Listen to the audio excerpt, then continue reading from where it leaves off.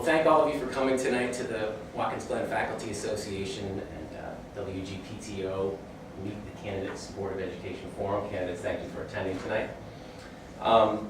Before we get started, I should just say that board candidate Kelly McCarthy couldn't be here tonight. She does send her regrets, and she also hopes that everyone gets out to vote on Tuesday. Jim Somerville, who's running as well, also said that he could not make it tonight, and that he looks forward to working with the other board members if he's elected. I want to thank you for making the time to come out tonight to be a part of Meet the Candidates Forum before you are in fact elected, should you be elected next week. I've heard it said that Board of Education members have one of the most thankless jobs that there can be, put in so many hours, having to learn about so many complicated issues for a whopping salary of nothing. So thank you both for considering putting this kind of time for our community. So I guess what I'll do now is introduce the candidates to you. First, we have Barbara Skimmons. Barbara's a radiologic tech and a CT technologist. She lives here in Watkins Glen with her husband Dominic and her two sons Max, who's a sophomore, and her son Alex, who's a freshman. Barbara, if you had a sort of opening statement. I just want to thank everybody for being here. I know everybody is busy and it takes a lot to make a hole in your schedule to come out and be part of the community and and meet us and see what's going on. So I appreciate that. I ran a couple of years ago and was not elected, but I've made an effort to get to the school board meetings as much as I can and to stay abreast and read the minutes. So I know a lot of what's going on in the community anyway, and I think it's really important to make that effort ahead of time so that you know what you're getting yourself into. And I know it's a challenge, I appreciate that, but I also think it's a really important job that needs to be done, and I kind of wish more people were here to listen to us, and that more people took the opportunity to learn about things in the school board and make a difference in kids' lives. So I think it's important. Okay, well thank you. Also here with us tonight is Christina Hansen. Christina is a teacher herself, early childhood educator at Montessori School. She lives in Hector with her husband. She has two children, Sam, who recently graduated from Watkins Glen High School and is now attending Alfred State on a full academic scholarship. And her daughter, Hannah, is an 8th grader here at Watkins Glen High School. So, Christina, thank you for coming out tonight. Thank you for having me. And I'm glad some more people are wondering in. This is good. And it's unfortunate our other board candidates weren't here. I think we need more opportunities in the community to get together and talk. I would have really liked to have their perspective. There's so many important issues going on right now. And I have attended every board meeting for the last 4, maybe 5 years. I think I missed 1, maybe 2. So I'm fully up to date on what's going on in the board. I also follow what's going on in federal, state, and local politics, which is kind of hard to keep up with, actually. They seem to be changing on a daily basis. And I did run last year, and I'm running again.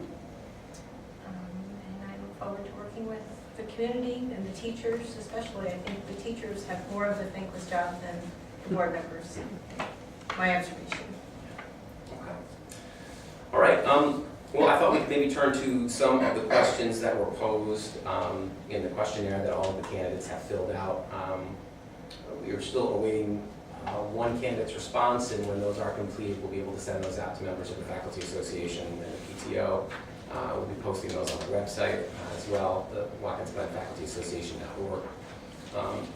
So I guess if you could first start by telling us what is it that inspired each of you to run for school board. Barb, we could start with you, and then Christine, you begin. I do think it's important to understand what you guys on the front lines are going through. There's a lot changing all the time, and it's hard to keep up with it. But also, the kids are really important, and you guys' jobs are important.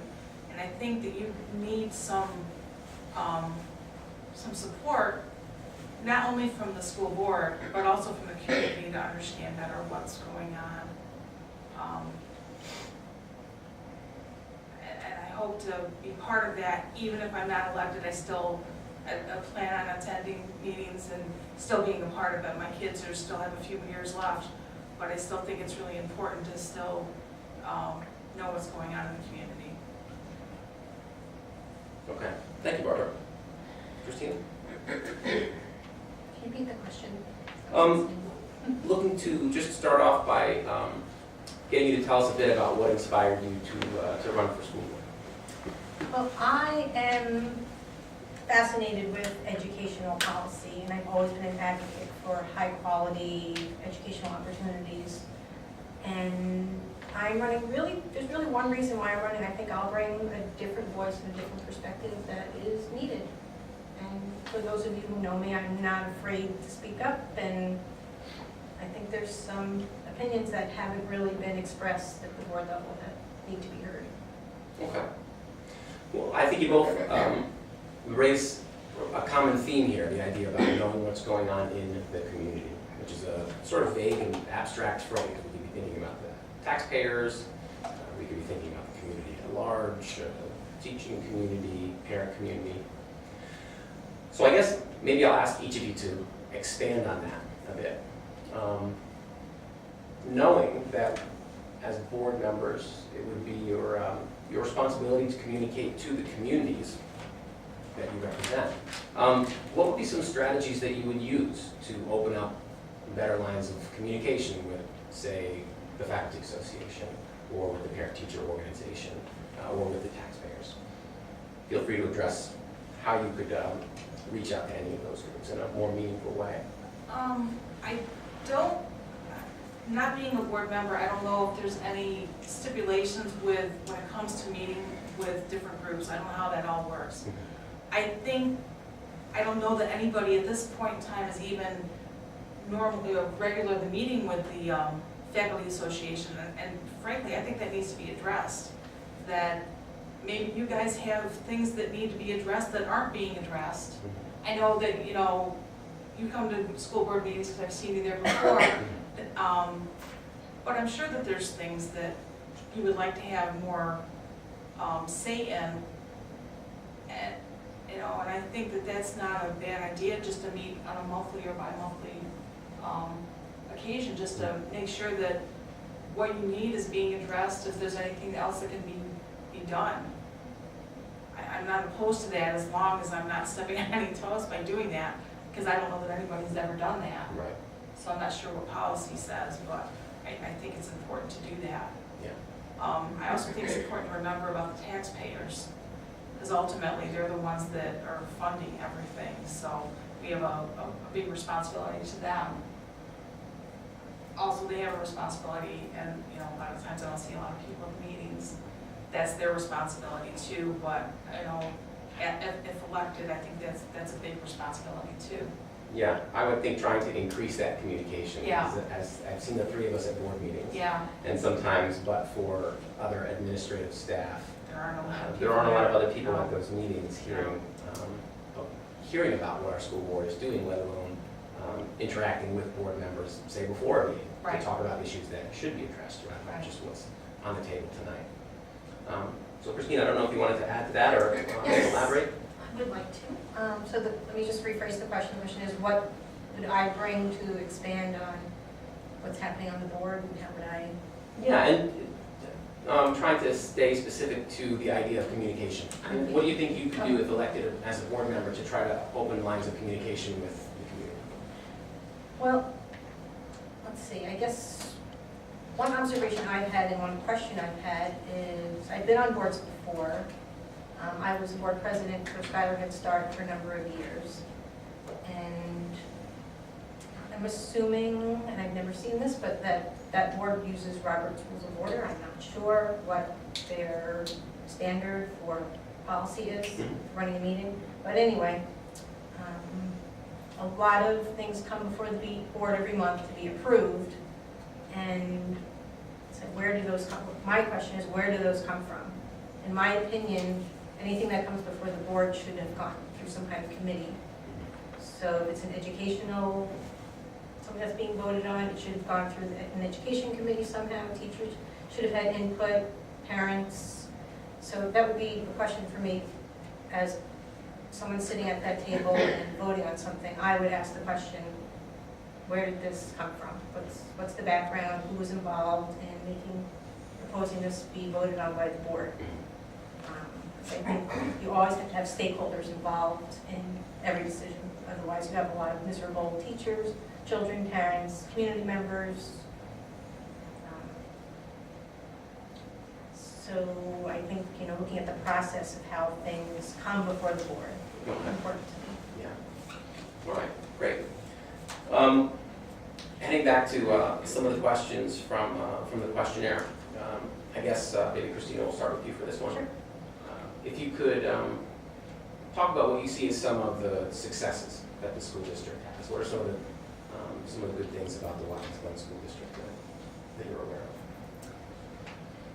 I would say the successes that I've observed would be the teachers and the building level administrators. I think right now we have really good administrative structure at both buildings that could really handle bringing the groups of teachers there together toward working towards common goals. I think that's really a strong point. And recently, watching the whole process that went through with the football merger, that's what should happen for all the decisions. I mean, I'm happy it happened for football, but I'm also sad that it didn't happen for other topics. Why did so much effort go into that and not in other decisions that have been made? It leaves me with some questions. Yeah, and I guess what specifically about the football merger process did you see? Well, community was involved, students were involved, district administrators were involved, there was open meetings to discuss it. It's football. How about a curriculum discussion? Sure. Okay, so the open nature of that. Yes, and I think so that's a strength for me, seeing that, here's a good model to follow. It's possible to have that kind of communication about issues related to the school district. Yes. Great. And there was a huge turnout at that football forum, so I Yes, think there we was. can get more people in seats. I wonder if we I should know we label this can. some sort of football forum. Yeah, we're gonna discuss football. A little late for an audible now. Yeah. Anyway. So Barbara, what do you think? What are some of the successes that you see we have here in Watkins Glen? I think that the single campus has really made a big difference in having everybody in one campus for meetings. I hope that that's going on with the teachers. The kids aren't having to walk over here from the middle school, so that's a safety issue also that's been addressed. And hopefully it makes it easier for the teachers to get together for their meetings and discuss the curriculum a little bit better and make it easier for them also. I think that we brought the resource officers back was a really good thing also, especially with the substance abuse, with the instance last week that happened. I think that was diffused pretty easily in light of everything that happened with David Way here. So that helps people and alleviates a lot of the concern about that with all of the different grade levels at the school. And now they're talking about working with BOCES and making things easier also with the county level with BOCES. At the last school board meeting, they talked about that with, not gonna mess this up, with the budgetary. The village of Watkins Glen? No, the county with, their,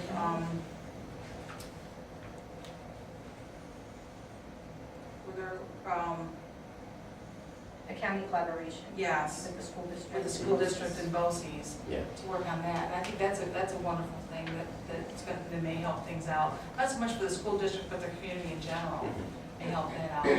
And that goes towards a more collaborative working together. So hopefully, that's a step in the right direction. Okay, great. Well, audience members, I know that you may have some questions. I have a few more that I'd like to pose here before we turn things over to the folks who made it out tonight. A question that I'd like to pose, and Christina, if we could start with you on this one as well. What are your views on the role of the superintendent and his relationship with the school board.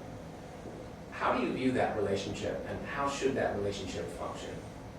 And how do you, as a board member, see yourself impacting that dynamic?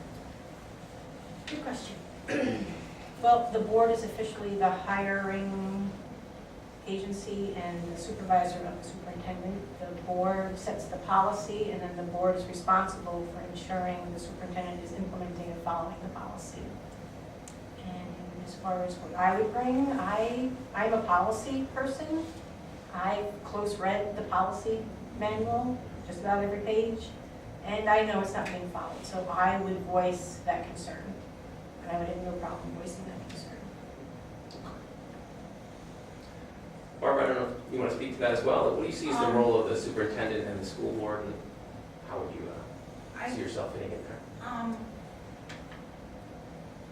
I'm not as familiar with policy as Christine is, so I'm not sure that is followed or not followed. I will say that I think the board may need to be held a little bit more accountable when it comes to making sure that things are being run properly. I know that there's questions as to who's actually running things, if it's the school board or if it's the superintendent, if it's, you know, if the tail's wagging the dog or vice versa. And I think there needs to be a little bit more culpability when it comes to things like that, because I think people are starting to ask more questions about that. Yeah. And so, I guess, maybe kind of jumping back to thinking of yourselves as having roles on the Board of Education and being involved in potentially having conversations with other board members or the superintendent about the various issues that would come before you. How are you educating yourself to be prepared for the issues that would face you if you were elected to the school board? I think that I definitely would be looking more at the policy procedure manual and starting to have a better relationship with some of the other board members. I know who they are. I'm not friends with them. I don't necessarily think you need to be friends with them, but you have to be able to converse with them and have dialogue. Not so much converse, but have dialogue back and forth so that you understand their point of view and that they understand your point of view.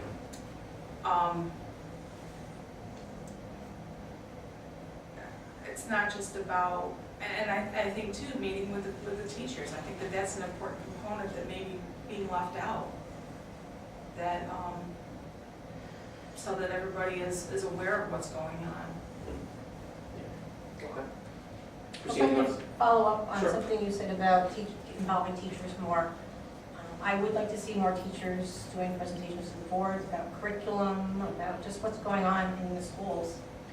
The principals used to make monthly reports, but I haven't seen that happen in quite a while. The principals, you said? Yeah, building principals. Yeah. I know we do a lot of recognition on the board level for sports accomplishments. And I'd like to see more academic accomplishments recognized.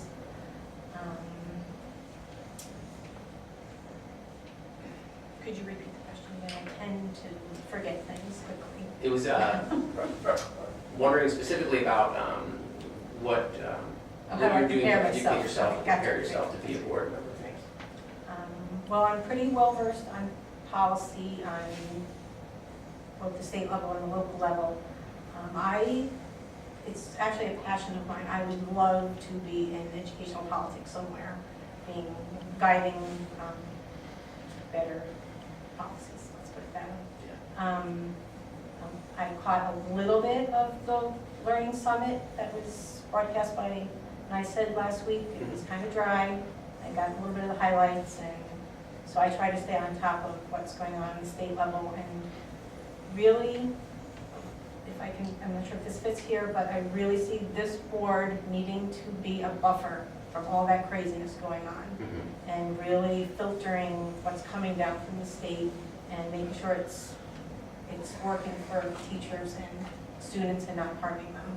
And I think right now, everything's just coming right through too quickly, and no one's thinking about how does this affect the teachers and the kids. And frequently it's presented to the board that we have no choice, we have to do this, when that couldn't be farther from the truth. We can take our time, filter, discuss, and come up with good solutions. Yeah. Okay. Well, audience members may have some questions, and hopefully they can pose them in just a moment, but I would extend to both of you as potential board candidates the invitation that has been extended to the sitting board members that please consider the Faculty Association as a source for you as you're on the board for information about policies and perspectives from the educators who are actually in the classroom working with students on a daily basis. Are there any questions from folks in the audience that you would like to? I have a question.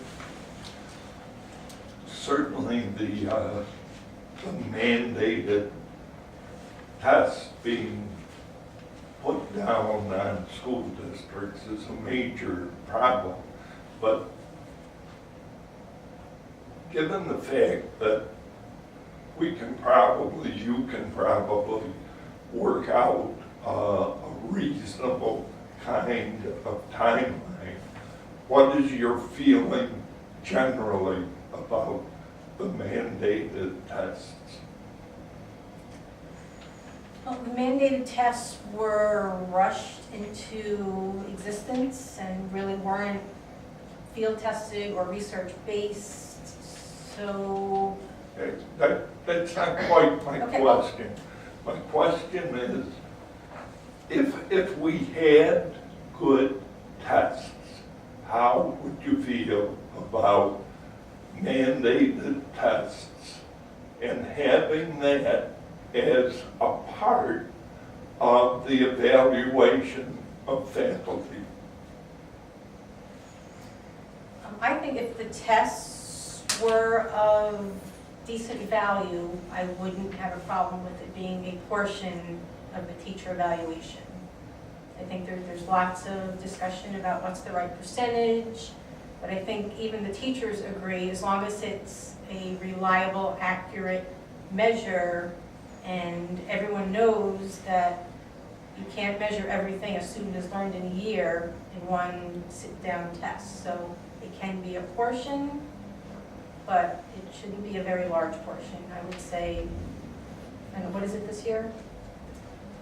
Currently this year, it's 40% of a teacher's evaluation is based on tests. It depends on what you teach in there. And I think that's a little high, personally, You were 40%. asking how those tests, which tests are being used to evaluate you as an engineer. Did you want to speak to that, Barbara, the idea of using, starting with the premise that these are valid tests? If we can identify what would be agreed to as a valid test, what are your thoughts about using those tests to evaluate teachers? I'm sorry, I think as long as the teacher is aware that it's part, and that they're teaching it as part of the curriculum, that giving the test to the students is one thing, but now a lot of the information that's on the test is not being taught, or they're kind of hurry up and teaching it along with everything else that's going on. And I don't think that's fair to the teachers or to the students. If they want to adapt the test to be part of the curriculum and have it be something that's taught over a longer period of time so that the teacher's comfortable with it and the students are getting the information that they need to take the test and have it be worthy, a worthwhile exam for them to take. Right now, everybody's stressing out about it because the teachers aren't able to, they're taken out of their classrooms to go to in-services or another way to find out what the information is. And a lot of times they're spending more time learning about the test than teaching about the test and not spending time in the classrooms. And I'm thinking that's not what you guys are comfortable with and would prefer to be in your classrooms instead of being, at in-services learning about other things. That's not to say that in-services aren't important, but, for you to be graded on that or you're evaluated on that, I don't think it's fair. Thank you. And if I can add one more thought to that, I think in an ideal world, and actually in reality, I don't think we really need the state test as part of a teacher evaluation, but because we are responsible to taxpayers, I think it's kind of a compromise that the public school system has to make with the government that's funding them. So, you know, where that compromise meets, as long as it's accurate and not doing harm, I think we all have to be aligned with some kind of compromise as recipients of taxpayer dollars to have some kind of measure of accountability. It's just the new age of accountability, so. Okay. You feel like that answered your question? Yep. Great. Yes, a question? Sure. If I could just sort of add to this discussion about tests, let's just keep in mind that millions of taxpayer dollars are spent on the creation of these tests. And these tests are not created by the teachers who are actually teaching the students in the classroom.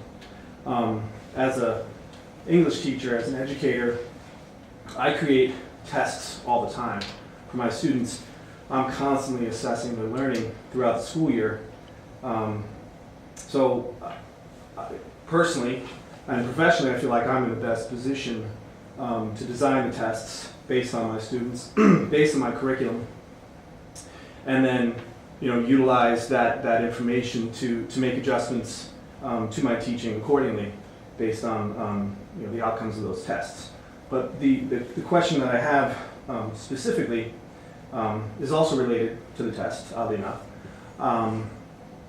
As an English teacher and also the department coordinator, recently the English department at the high school level, we sat down, we spent an entire day taking the new English 11 Common Core Aligned Readings exam that all 11th grade English students will have to take next year. There'll be no other alternative tests available to those students. It is also a test that is a requirement of graduation. We found a test, and unlike our 3 through 8 counterparts, we can actually speak about the content of those tests. Our 3 through 8 counterparts, our colleagues who are also educational professionals, there's a state gag order that prevents them from actually speaking about the tests that they had no control over creating, and that was created by Pearson, a multi-million-dollar testing corporation using taxpayer dollars. I digress. But back to where I'm going with this is that after taking that test, we found it to be incredibly challenging. We found that the lexile level, the reading complexity of the texts that the students will be required to read were at the very least college level, if not graduate level. So you're looking at 15, 16-year-olds who will be required to read incredibly complicated texts in a very short amount of time.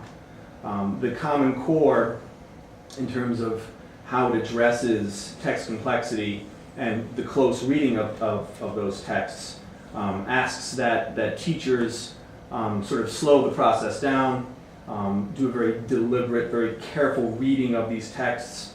For example, there's the letter from Birmingham jail by Dr. Martin Luther King Jr. It's only a few pages long. I spent about a month reading that one text that, again, is only a few pages long. However, when it comes to the actual test that these students will have to take next year, my students that is, and all students, because this is happening in 11th grade, they're going to have to read about 9 texts, incredibly challenging, complex texts, in roughly 3 hours, and write a full-length essay and 2 short written responses. So the actual methodology behind the Common Core and the approach to reading is the exact opposite of what they'll actually have to apply on the test. So with that in mind, I was curious to know if whether or not, if you were to be elected to the school board, if you would support the hiring of a full-time professionally trained reading teacher at the junior and senior high school level. Because right now there is no reading teacher at all at the junior and senior high school level. My background is in literature, that's the degree I have. My colleague, Mr. Durfee, his background is in journalism. My colleague, Ms. Lasco's background is in professional writing, and my other colleague, Ms. Muir's background is in creative writing. So none of us have a reading certificate, and yet our students absolutely need to have a professionally trained reading teacher at this point to make sure that they are truly prepared for what I think is a college level. I also teach AP, 12th grade AP English Literature. It is an AP English Literature test, essentially, that these students will be taking next year in 11th grade. So my question again is, would you support the hiring of a full-time reading teacher at the junior, senior high school level? I know it's a yes or no. If you'd like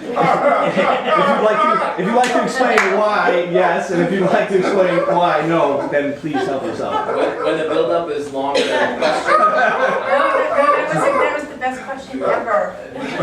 the elaboration is expected. So, I guess what are your thoughts about that? The idea that the tests themselves create demands for reading in our students that is very different than maybe what they have done in the past. I'll jump in here. Please. This is one of my pet peeves as well. My concerns, my observation that I'm watching, I call it death by book, the new ELA modules.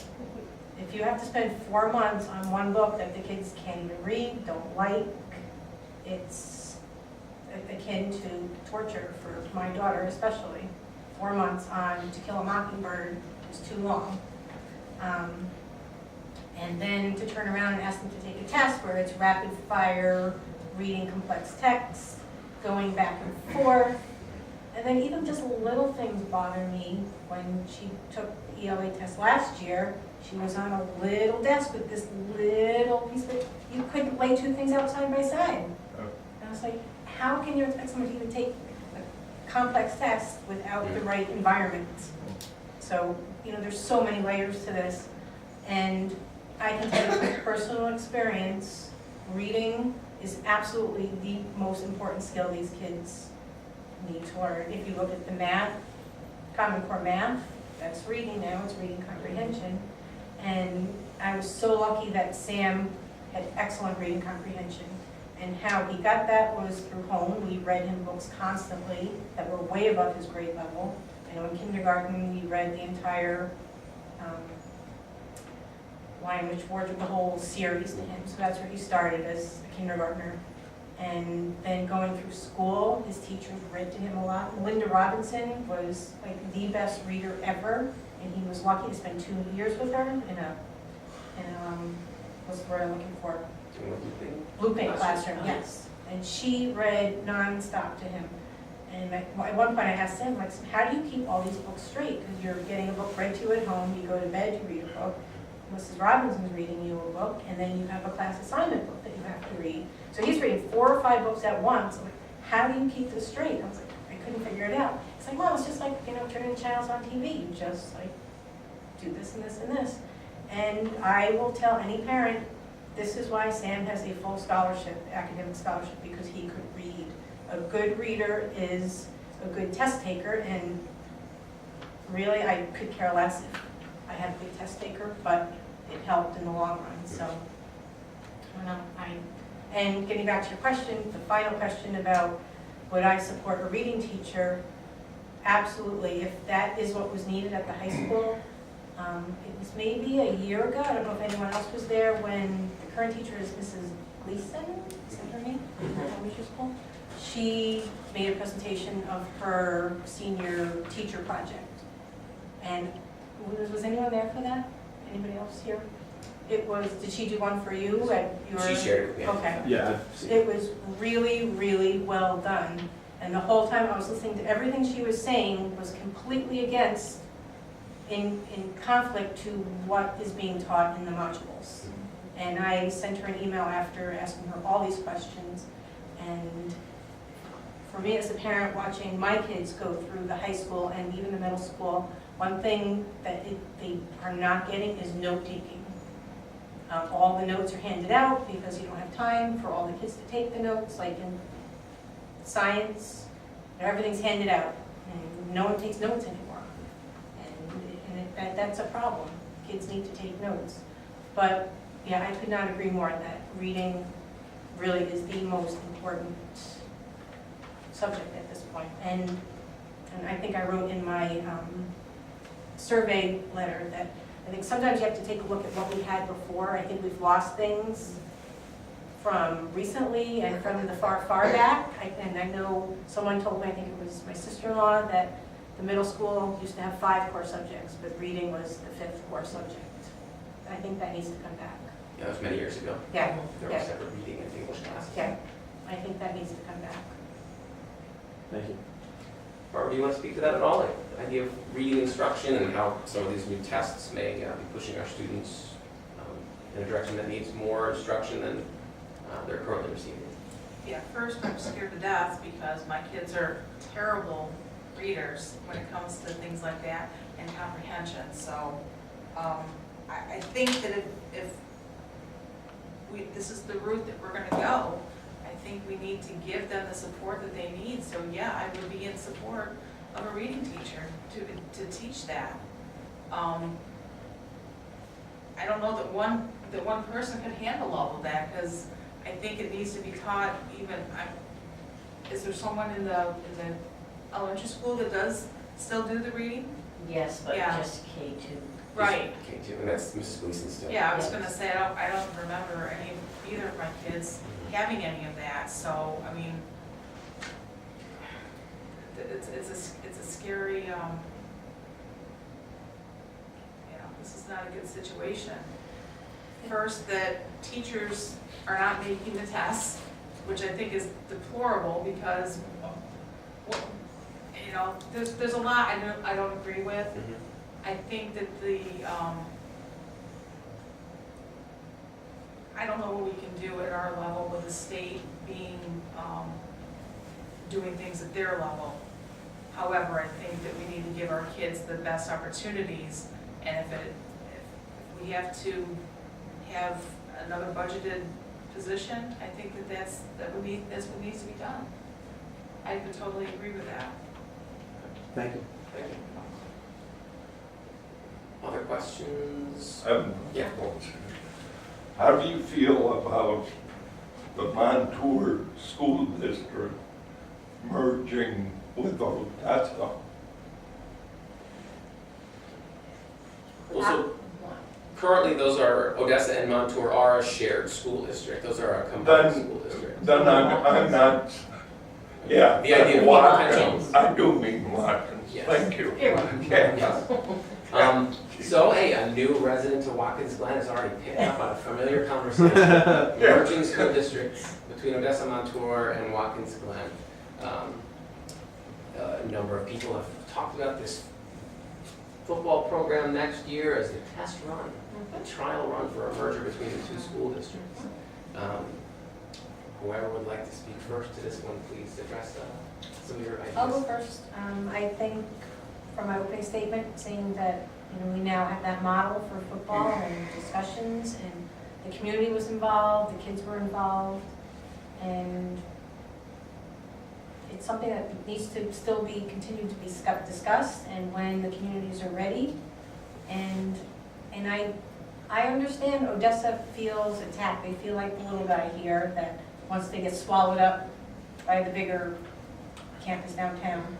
So I understand their trepidation, and once a community loses a school, that can be very changing to the culture of the community. So it needs to be slow, and I think it needs to start with the kids, and the adults need to back off and let the kids sit down and really talk about how it could happen, what would be the benefits. I went to a very large school. I graduated with 600 people in my class, and I can tell you the benefits, I think, of a larger number of students outweighs any negatives. So in the long run, I hope we head in that direction. But it has to be on both communities' terms, and not one school district dictating how it will happen. Barbara, do you want to speak to that? I think that ultimately the state is going to come in and tell us, with dwindling enrollments that something needs to be done. And I think that we need to start having, we should have started 5 years ago having these conversations and continuing to have these conversations, because I think we have to have a say in what happens with our district without being told, hey, now you're gonna merge with this, and this is what's gonna happen. I would rather us have a say in how it all is gonna work out and get planned than for them to mandate what's gonna happen, and that's happened in other school districts. I don't wanna see that happen here. And I agree, I think it needs to be a joint discussion between Odessa, Montour, and us, so that we all have each other's best interests at heart. I mean, I don't have any answers, that's a big area for busing, for, you know, curriculum, to have meetings for things with the teachers. I don't know what the feasibility is with that, but I think we need to start having those discussions, certainly. Thank you. Does that address your question? Yeah. Anything, anywhere else? Sure, I have a question. Yeah. So we live in a relatively poor county in terms of the state, and our school becomes sort of the community center for a number of families and particularly for students.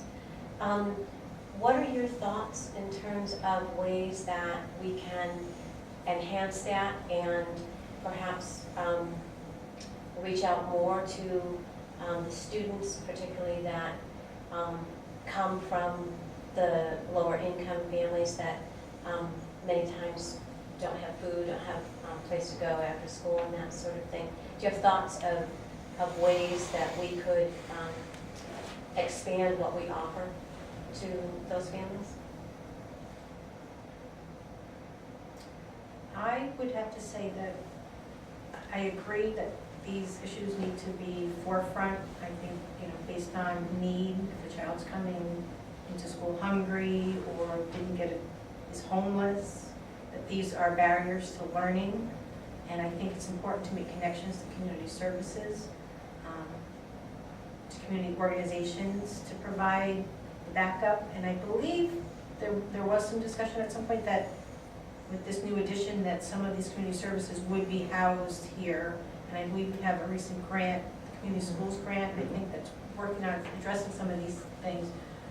My concern would be that teachers aren't, I don't like to see people get stretched too thin trying to solve every problem. We need to have a system where students are getting the services they need and we use existing community resources as much as possible. I just don't want to see, I want their needs met, but hopefully the community has resources that can help teachers and the school do that. I don't think the school should really view themselves as having to solve every problem. I think you need to be aware if there's if there's something impeding a student's learning, and make sure the services are accessed, and that there's someone, a guidance counselor or social worker in the school following up to make sure that happens. So I hope that answers your question. I think that we do have the responsibility for our students to make sure that they are, they get basic needs, that they have, I mean, I know coats is a big issue. I know a lot of times kids come in, they don't have coats, and kids don't have food at home. I'm not sure that we have the resources to address everything when it comes to that, but I think that we don't have any grant writers here at the school to write grants for things like that, I don't believe. I mean, I know people do write grants. I don't know if we have anybody specifically just for that. I think it's sort of a shared administrative Exactly, task. I think so also. Administrators or with BOCES. Right. So I guess I don't have any good information or any good ideas on how to solve the problem. I know that we need to be looking at it for sure, because we need to be taking care of our kids and provide, I mean, that's providing education also to them. I don't know if, you know, Cornell Cooperative Extension or Catholic Charities, I know everybody's kind of stretched pretty thin. So I guess I don't have any good information. but I think it needs to be addressed. And I think it's the concerns and issues that kids are bringing with them needs to be tracked and prioritized. And I think a few days ago I was online and I read Skylar Head Start just did a community needs assessment. And based on collecting data, countywide data and family data, they could prioritize what's the greatest need. I wish I could recall what it was. I think there was a lot of issues with questions about guiding children's behavior. There was a lot of issues of asthma was a big one, with parents smoking in the house around kids. So I think we need to know, the board would need to know, what are the big issues? And is it being addressed elsewhere, or is this a gap that we need to tell Schuyler County Public Health if we need help with this? You know, it's a network. The school can't do it all alone. So you need to make sure your network is there for you. That's a great question, Tammy, thank you. Yeah. Well, if there are any other questions from the folks, I would like to take one. If not, I thought perhaps we could kind of bring things toward a conclusion here by getting you to maybe speak about some priorities that you have. Tuesday, people will show up at the polls, and assuming that each of you would be elected, what would you say would be your top 3 priorities, or 3 things that you would like to address as quickly as you can if elected to the school board? For me, my top 3 priorities would be, and they're not really in any particular order, they're all important. The curriculum, the modules, the tests. For me, that's one topic. It's all kind of together. And right now, especially the kids who are those middle school, high school, early high school kids that will need to be taking that 11th grade. I was just thinking about that today. That's really a high stakes test. You're not going to graduate if you don't pass. But I was also on the Regents website today, and there's a report from a few months ago. They're kind of like brainstorming. Their question was, do we need to rely on this one test, or if they take 4 years of English and get a certain grade, would that be okay too? So I think the question's being raised on the state level. Where that will go, I don't know. Unfortunately, the kids going through it next year will be the guinea pigs. And when there's a whole bunch of them failing, and I don't know, it's a really sad commentary that they're being used like that. Just, I call it having the rug pulled out from under you. I think it happens to teachers and students all of a sudden. And everyone's kind of reeling and trying to figure out how to get back on their feet. And I think really the curriculum is a top concern for me. Being on the board and addressing the fact that there's more things that need to be considered and that decisions are being made way too quickly. And again, I'll use the modules as an example there of something that was not thoroughly discussed and thought out. And I would still like to know how that happened without board approval. The board never approved them, and every time I ask, they say the board doesn't have to approve them, when the policy clearly says the board does have to approve them. So I'm still kind of trying to figure that one out. And I'll be asking more questions about that one. And I guess I already stated it, that I'd like to see the board filter what's happening and be a buffer from the insanity and protect teachers and students as their main priority, and support them in the classroom with quality material, quality curriculum, and quality materials to support that curriculum.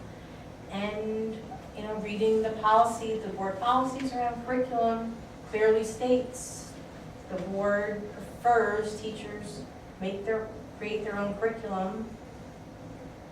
I don't know, I'm just really struggling with that one, that's not what's happening. What it says and what's happening isn't congruent. So to come to an understanding of that gap and Exactly. see where to go from What's there. the gap? Why? What went wrong there? Learn from what happened and fix it. Great. Robert, what about you? I think it's important to recognize that we appreciate the teachers that we have, and to that point, that we negotiate all with, make sure that everybody gets their contracts renewed and do the negotiations with that in a fair and timely fashion. I know in the past, things have been, you guys have worked without contracts, and I think that it's important to reward people with their contracts and make sure that you guys are, aware that you are appreciated and that you are definitely needed in this community.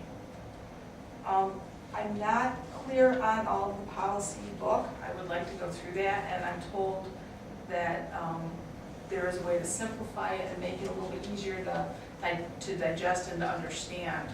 I think that it sounds like it needs to be a priority so that everybody does understand what needs to be done and to work together to get the policies understood and, especially with curriculum, to make sure that you folks have a say in what happens with the policies with that. I also think that the budget presentation needs to be a little bit easier for everyone to understand. Sometimes, I sat through the one a couple of weeks ago, and I didn't take calculus in school, and when I love Gail does a great job, but when she's shooting out formulas and things like that, I just think that while she does a great job, it needs to be a little bit simplified so that we know where the money's coming from and where it's going, and that we need it to be where to make things better for all of us to work. Okay. Well, great. Those sound like excellent priorities from both of you. I hope we get the opportunity to see those realized. I'd like to thank the folks for coming out tonight. Perhaps we can end with a round of applause for our candidates. And